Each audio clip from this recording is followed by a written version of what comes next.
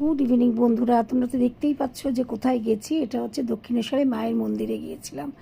বেশ ভালো লাগলো, অনেক দিন পরে মাকে পুজো দিতে গেলাম। দক্ষিণেশ্বর যাওয়া হয় কিন্তু আজকে বেশ ঢুকলাম, ঢুকে মায়ের পুজো দিলাম, আরতি দেখলাম।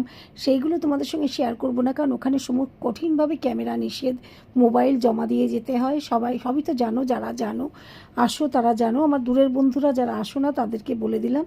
আর এই দেখো সেই মানে শিব মন্দিরগুলো পেছন থেকে এটা তুলছি, ভেতরে তো কিছু তোলা যাবে না, পেছন থেকে দেখাচ্ছি তোমাদের কি সুন্দর লাগছে।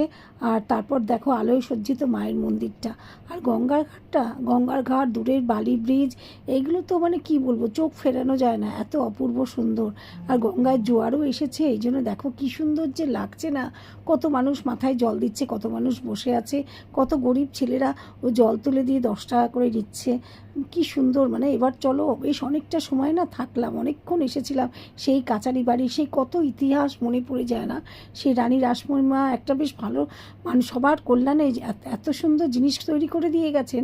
আর এই দেখো স্কাই ওয়াকটা হয়ে না ভীষণ মানুষের সুবিধা করে দিয়েছে কিন্তু আমাদের সরকার থেকে একবারে কি সুন্দরভাবে, এতটা হাঁটতেও হয় না। ছোটোবেলায় যখন আসতাম তখন কিন্তু এরকম কাঁচা রাস্তা ছিল, সেটাও আমার মনে পড়ে।